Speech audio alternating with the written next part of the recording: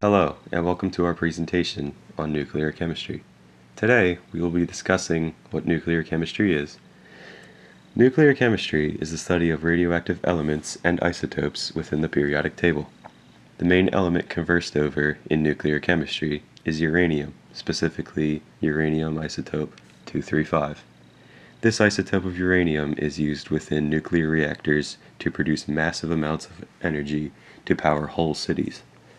The amount of energy produced in these reactions is almost 1,000 times greater than 400 tons of coal being burned.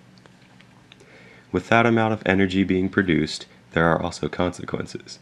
If one of these reactors were to melt down and explode, it could leave the whole East Coast in anarchy. With that being said, special precautions are taken to reduce this risk.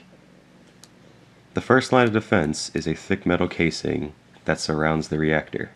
This metal must withstand temperatures upwards of 1200 degrees Celsius. If this defense fails, the reactor goes into its second stage of defense. At this stage, the reactor floods the casing with coolant to try and cool the uranium rods. If this fails and the casing leaks, the uranium rods could go critical.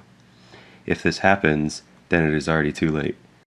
Nuclear reactions within the rods become uncontrollable, and the neutrons released from these reactions begin a domino effect on the remaining uranium nuclei. This is the same effect that happens inside a nuclear bomb. A classic example is the Chernobyl incident. The Chernobyl accident on April 25, 1986, was the result of a flawed reactor design that was operated with inadequately trained personnel. This is the most serious accident in the history of the nuclear industry. It was a direct consequence of Cold War isolation and the resulting lack of any safety culture. Chernobyl was the first nuclear power plant in Soviet Ukraine, a flagship of the peaceful atomic energy program of the USSR. But early in the morning of April 26, 1986, the nuclear industry's flagship met its iceberg. But unlike the Titanic, Chernobyl's disaster was due to human error. Emergency workers who tackled the disaster died and suffered massive damage to their health. The resulting steam explosion and fires released at least 5% of the radioactive reactor core into the atmosphere and downwind. 2 Chernobyl plant workers died on the night of the accident, and a further 28 people died within a few weeks as a result of acute radiation poisoning. 4 reactors had been completed on the site, and reactors number 5 and 6 were under construction.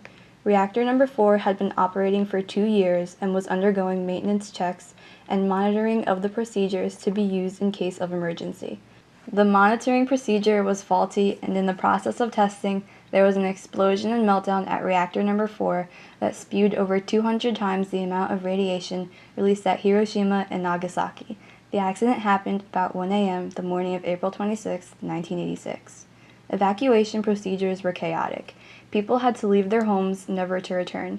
Many were eventually resettled in existing communities or new communities built especially for evacuees. To date, over 350,000 people have been relocated. Over 7 million people were affected. The most heavily affected areas were in Belarus, Russia, and Ukraine. However, sheep in northern England and reindeer in Lapland had to be killed as they had been irradiated. Over 63,000 square miles of land have been affected. Much land should no longer be used for agriculture. However, 4.5 million children and adults are still living on contaminated land, growing food on contaminated land, and as a consequence, the food they are eating is also contaminated. Rural areas have been severely devastated. There is widespread agreement regarding a rise in thyroid cancer in those who were exposed to the radiation when they were very young. There are reported rises in other thyroid diseases, immune system disorders, and learning problems in children. There are extensive reports of high rates of heart and blood problems and lung and gastrointestinal disorders. However, the cause of these problems is not agreed among scientists and professionals. Some contribute these conditions to the stress of having been exposed to radiation and to the decline in medical care and income following the breakup of the Soviet Union in 1991. Many of those exposed at the time of the accident have now reached adulthood and are having children. There are some indications that these children may be suffering from radiation effects on their parents. All reactors on the Chernobyl site are now shut down. The international community is funding construction of another sarcophagus which will help prevent further deterioration of the one built in the year following the disaster. 200 tons of radioactive material still sit within the reactor.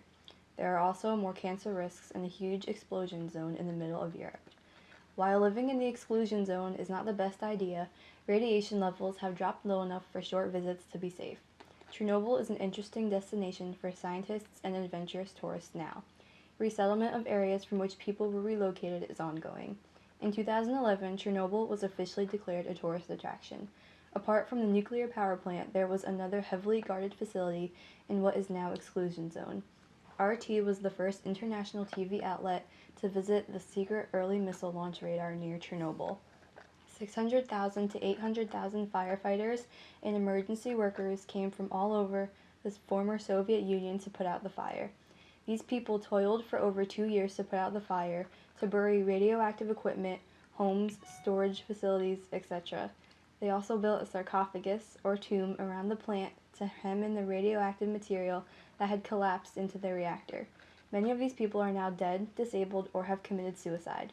Many of those affected by the Chernobyl disaster require massive and long-term humanitarian aid. Medical supplies and assistance to orphanages and social programs geared to dealing with the aftermath of the disaster are essential.